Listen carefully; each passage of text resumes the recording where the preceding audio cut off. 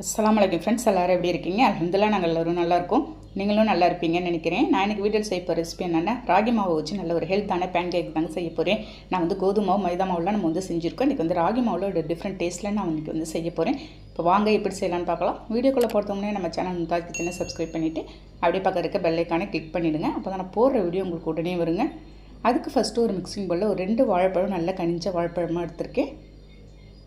இப்போ அந்த வாழைப்பழத்தை நம்ம கையாலே மேஷ் பண்ணி எடுத்துக்கலாம். நல்ல ஸ்மூத்தான கன்சிஸ்டன்சிக்கு நல்லா மேஷ் பண்ணிக்கோங்க கையாலேயே. பாருங்கள், இந்த மாதிரி மேஷ் பண்ணிவிட்டு ஒரு நாட்டு முட்டை எடுத்துருக்கேங்க. நம்ம இந்த அளவுக்கு 1 கப் அளவுக்கு நான் வந்து செய்ய போகிறேன். அதுக்கு வந்து 1 முட்டை போதும். அதில் ஒரு கப்பு இருக்கும் நாட்டு சர்க்கரை அதோடு சேர்த்துட்ருக்குறேன்.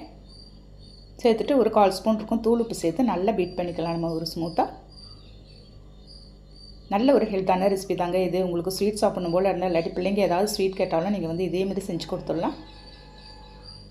இதில் வந்து 1 கப்பு நான் வந்து ராகி மாவு சேர்த்துருக்கேங்க. இப்போ அதில் 1/4 கப்பு நான் வந்து கோதுமை மாவு சேர்த்துடலாம். சேர்த்துட்டு இப்போ நல்லா அதோடு மிக்ஸ் பண்ண போகிறேன் நான். இப்போ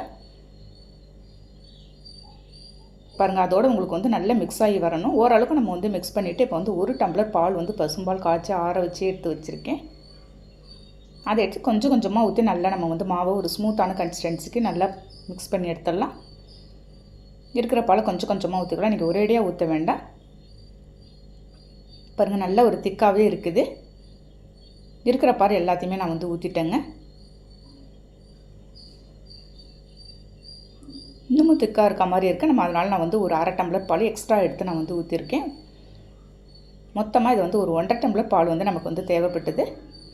பாருங்கள், இந்த அளவுக்கு ஸ்மூத்தாக நான் வந்து மிக்ஸ் பண்ணிவிட்டு இந்த அளவுக்கு இருந்தால் உங்களுக்கு சரியாக இருக்கும்.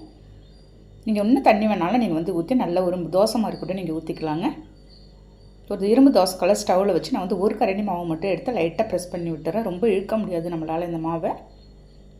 சுற்றி நெய்யோ அல்லது எண்ணெயோ 1 ஸ்பூன் எடுத்து நான் வந்து சேர்த்துட்றேன். சேர்த்துட்டு ஒரு மீடியம் ஃப்ளேமில் வச்சு அப்படியே ஆப்போசிட் சைடுன்னு திருப்பி போட்டுடலாம். நம்ம ராகி மாவு, கோதுமை மாவு, இதில் வந்து நாட்டு சர்க்கரை எல்லாமே ஒரு ஹெல்த்தான ரெசிபி தான் நான் வந்து செஞ்சுருக்கேன். திருப்பி போட்டு 1 ஸ்பூன் எண்ணெய் சேர்த்துடலாம். அதோட நான் வந்து கோதுமை மாவுலலாம் பேன் கேக் செஞ்சு நம்ம சேனலில் ஏற்கனவே நான் வந்து அப்லோட் பண்ணியிருக்கேங்க.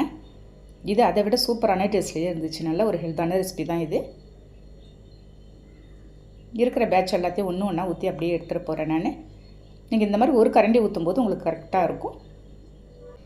ராகி மாவில் அதிகமான இரும்பு சத்து, கால்சியம் சத்து எல்லாமே இருக்குது ஃப்ரெண்ட்ஸ். நம்ம ரோட்டு கடையில் விற்கிற இந்த ஜங்க் ஃபுட்லாம் வாங்கி கொடுக்காம இந்த மாதிரி குழந்தைங்க கேட்டால் வீட்டில் ஹெல்த்தான ரெசிபி இந்த மாதிரி செஞ்சு கொடுங்க. பாருங்கள், பார்க்கும்போதே சாப்பிட்ணும் போல இருக்குது. பாருங்கள், நல்ல ஒரு சூப்பரான டேஸ்ட்டில் இருந்துச்சு ஃப்ரெண்ட்ஸ், சான்ஸே இல்லை. இந்த ஹெல்த்தான ரெசிபி நீங்களும் ட்ரை பண்ணி பார்த்துட்டு கண்டிப்பாக கமெண்ட் பண்ணுங்கள். இந்த வீடியோ பிடிச்சிருந்தால் லைக் பண்ணிவிட்டு ஷேர் பண்ணுங்கள். மறக்காமல் சப்ஸ்கிரைப் பண்ணிவிடுங்க ஃப்ரெண்ட்ஸ். நெக்ஸ்ட் வீடியோவில் பார்க்கலாம். ஓகே, தேங்க்யூ, பாய்.